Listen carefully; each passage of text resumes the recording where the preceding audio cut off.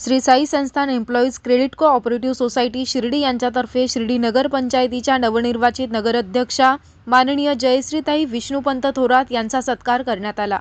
या प्रसंगी संस्थेचे chairman Vitthal Pawar, vice chairman Popatrao Kote तसेच संस्थेचे सर्व संचालक आणि संचालिका तसेच संस्थेचे सचिव, सहसचिव, अधिकारी वर्ग आणि कर्मचारी वृंद आदी जण उपस्थित होते। जो ऐतिहासिक निकाल लागला त्या निकालानुसार आमचा मान, आमचा अभिमान का साई संस्थान एम्प्लॉईज सोसायटीचे सभासद आणि यापूर्वी इथं त्रिसदस्यीय समितीत काम पाहिलेले विष्णुपंत थोरात यांच्या सौभाग्यवती शिर्डी नगर पंचायतच्या नगराध्यक्ष झाल्या।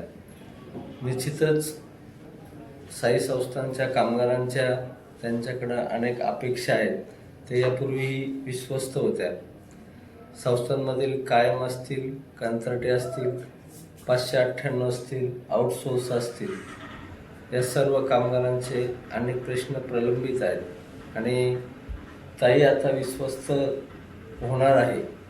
पदसिद्ध विश्वस्त पद आहे, यापूर्वीही त्या विश्वस्त मंडळात होतात, त्यांनी काम केलेलं आहे आणि निश्चित कामगारांना त्यांच्याकडनं अपेक्षा आहे आणि कामगारांना त्या न्याय मिळवून देतील। आमचा आवाज खऱ्या अर्थानं नगरपालिकेतही गेला आणि तो आवाज आता संस्थांमध्येही ताईंच्या रूपाने जाणार आहे।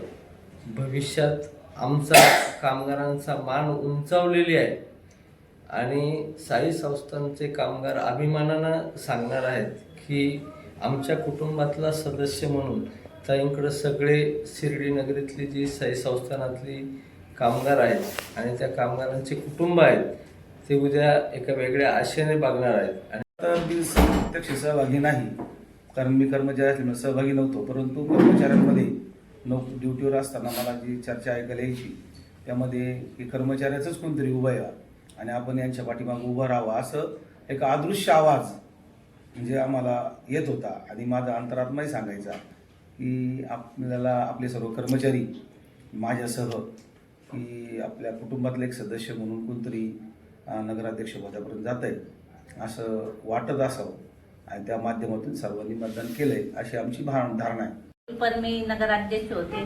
तळागाळाच्या सर्वांपर्यंत मी पोहोचले होते।